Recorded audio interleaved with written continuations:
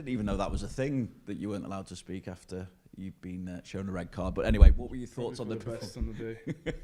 What were your thoughts on the performance against Chelsea, first of all?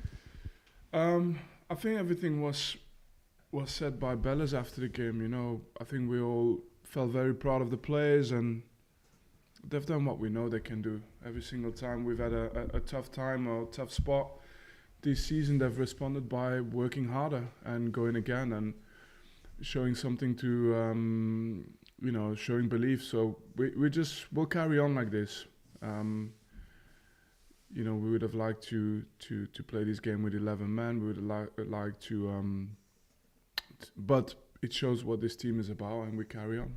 Can I then get your thoughts on that incident that led to Asenion's red card and ultimately led to your own red card as well? I obviously slightly disagreed with the with the on-field decision. Look, I think after the game it's important to say that I did go in and see the officials to apologize about the choice of words.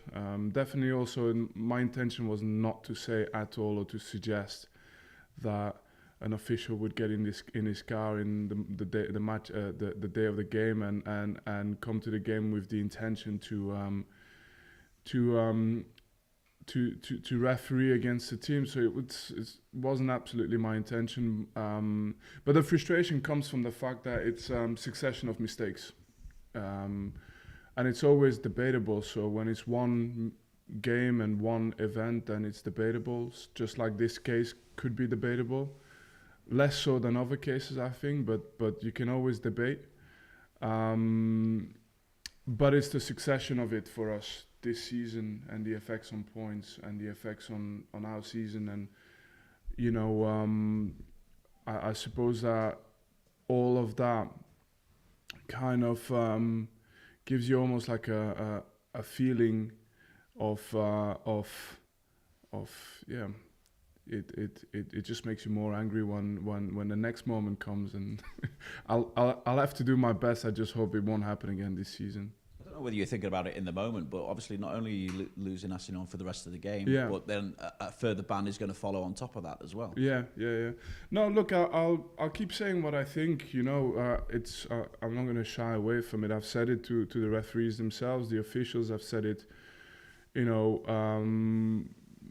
to all the responsibles, that I thought, refereeing hasn't been good enough this season.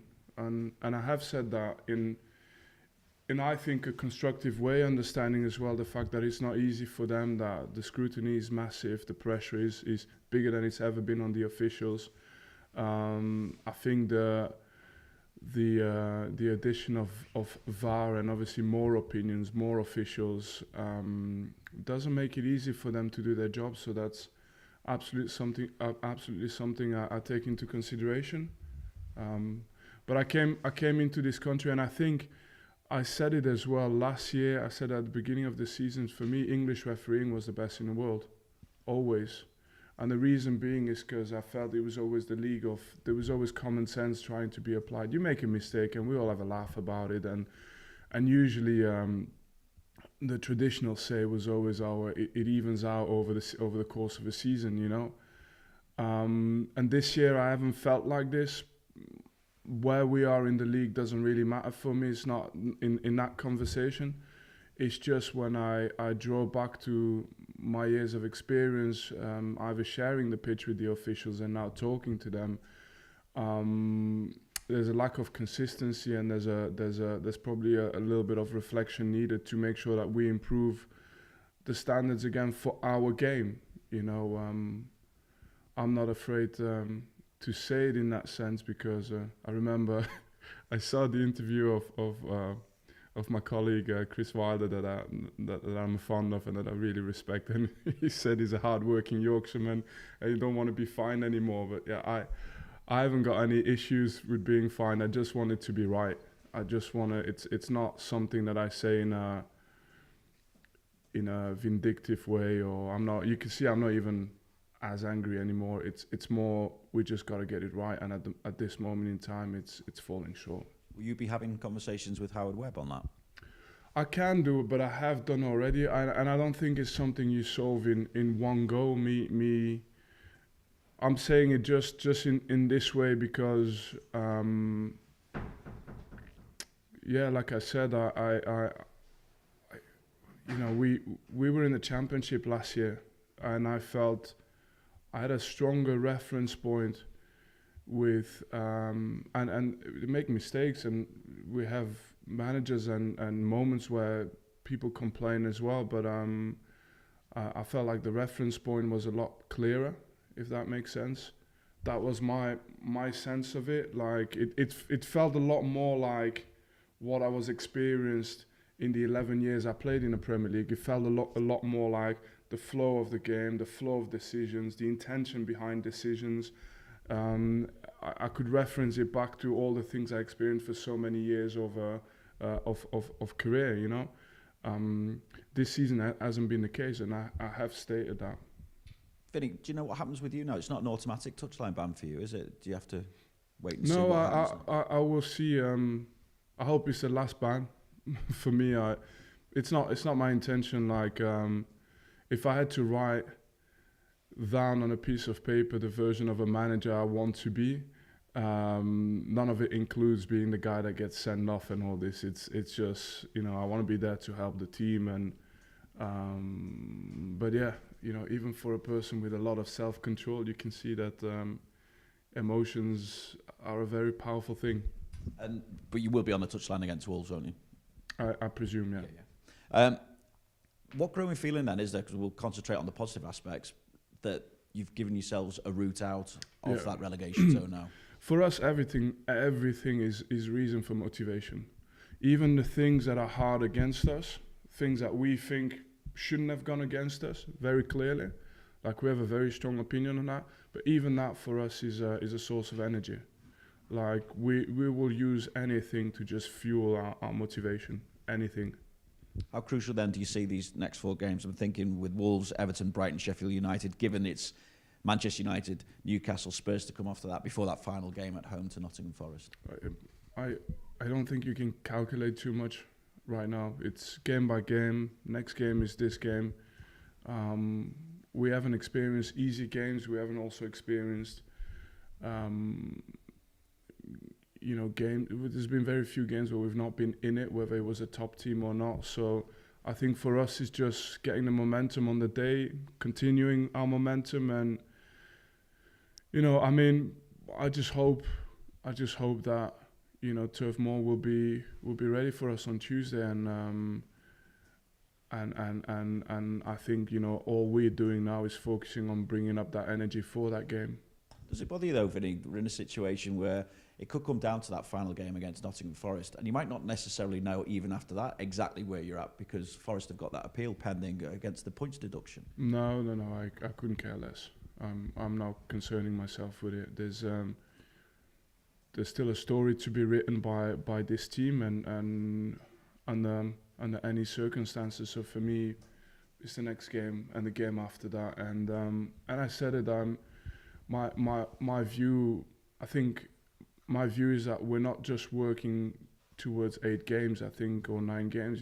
We're working towards,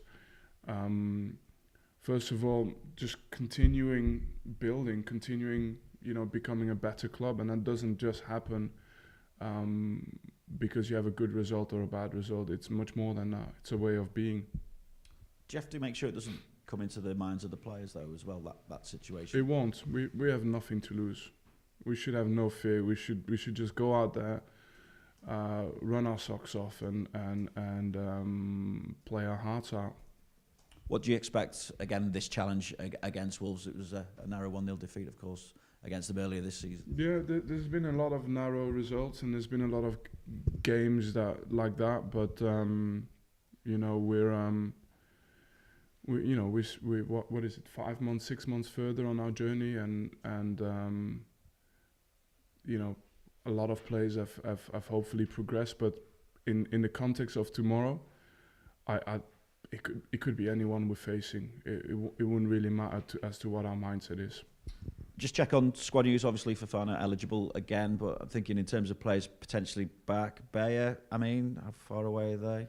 Yeah, there's still a few players that, even though we don't have a lot of time until the end of the season, that we just have to make sure that we recover them for the last 6, 7, 8 games. So we just want to make sure we still don't do something irresponsible. But we've got players back in training, and hopefully they'll be able to feature really soon. Likely Fana the only one back from the squad at the weekend. Yeah. Thank you. Thanks, Vinny. Damien? Not really got much else to ask, but Vincent, you say you're proud of the players after the performance against Chelsea, and you're on a bit of a run, unbeaten for a while, for a couple of games anyway. Do you feel is this a staging post, a turn in the season? I mean, it has to be. It has to be. It's not like we have the luxury of it just has to be. And but I think the players, what they've done in that one game against Chelsea is what they did against Villa without getting rewarded for it. It's what they've done after every defeat we had, is just to pick yourself back up and to go again. The strength of character you need to have for that, it's tremendous. So having said that, I just hope that gives them belief for the rest of the season, that they, that we don't need to look at too much else. Hopefully we'll have more good games than bad games, but no matter what, we're a team that can do something if we just keep fighting. Thank you. Vincent, can I just, going back to Saturday, just about the approach that the players took to the game in the second half, because obviously having gone behind, down to 10 men, we continued to create chances and could even have won it at the end. Yeah, it was easy to motivate them because, and that wasn't done on purpose, but the way the screens were positioned in the Chelsea dressing room, they basically got a good view of the penalty incident. And their judgment was that it wasn't a foul, so it just gave them that extra little bit of motivation. You could see the squad just getting together, and the feeling was, look, for two of us that meant we were going to be inside at halftime. We couldn't come out. It was Assignon and myself, and the feeling was, just go out and just represent us, represent the club, represent. And they did that in the second half. They just went out and they fought really hard. They played well. They remained dangerous. The game, how they managed the game, how we managed the game on the pitch was really good. It should give us, at least for me, the if you're able to do that at Stamford Bridge, it should give us a feeling that we've always got something to dream about before every game. Yeah. I know you disagree with a number of these decisions, but Burnley now have the most red cards of any team in the league. Does that concern you in terms of a disciplinary issue? At this moment in time, it's not something I can change. So, within those red cards, there was the very light red card off Sanderberg. You're going to open up old wounds on this one. So, look, my main concern now is just to, we're still a team that's got to fight. I want us to be a team that is able to be tough on the pitch, but fair as well. So it's not a thing where I want us to be tough and fair at the same time. But the main thing for me is we got to keep showing the fight, and we've got to be, we've got to be that team that is always, prepared to go above and beyond, and hopefully that never translates into red cards or anything nasty like that.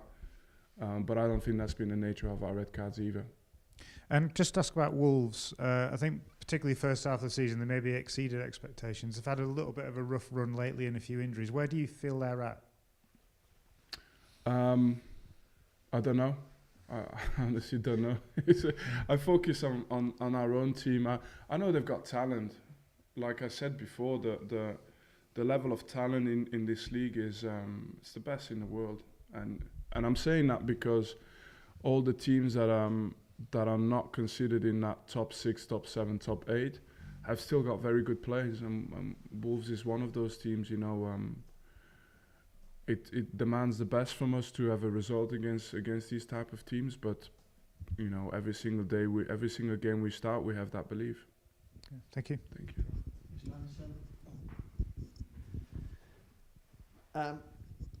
Vinny, is this a moment?